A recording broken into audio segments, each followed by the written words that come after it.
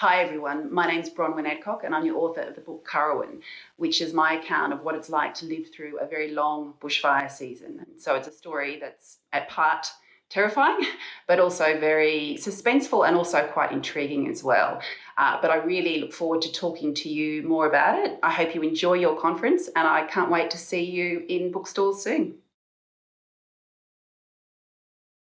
The reason I wrote the book Currowan was kind of because I had to really. The the fire came to me, it came to my property. And by the end of the fire season, which went on for nearly 2 months, I realised it was just such an extraordinary event that I really wanted to bring people in with me and show what it was like to live inside this suspenseful and at times never ending bushfire season.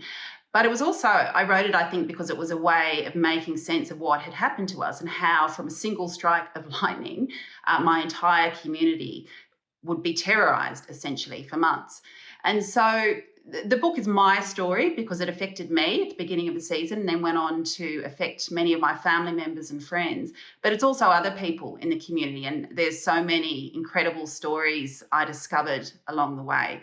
So, for example, one of the stories I write about is this little village of Nerriga, which is in the southern tablelands. And they found themselves in a situation where there were about 50 people left in town, sheltering in this tiny little wooden pub as the fire was literally, it was a firestorm this day, it was literally barreling towards them and they didn't know if they were going to survive. You know, there's lots of stories in the book about just ordinary people who had split-second decisions in the course of the fire.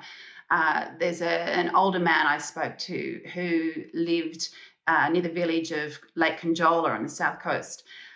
He lost everything, absolutely everything he owned, but he managed to save his life and the life of his wife and a friend by, as the fire was upon them, he was in his lounge room. He'd retreated to his lounge room when he realised he couldn't fight the fire anymore, and he looked up and he saw that the ceiling was on fire. So he got his wife and the friend into a car and he drove to a paddock that had already burnt because he figured that that would be the safest spot. And he was right. So he sat in this car, watched everything burn around them, but they survived. And there's so many stories like that, incredible stories of survival and also terrible stories of people who didn't survive.